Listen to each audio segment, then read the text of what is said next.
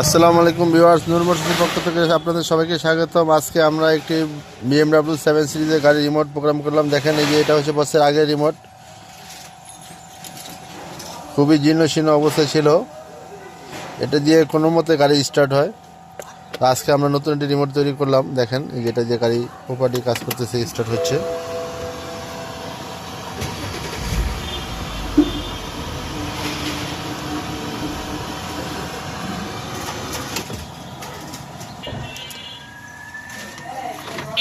Lock হয়ে গেল, দেখতে পাচ্ছেন, আনলক হয়ে গেল।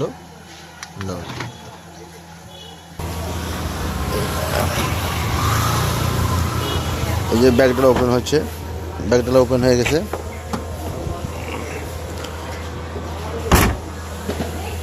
তো আমাদের কাছে চলে আসবে নূর মোটরসে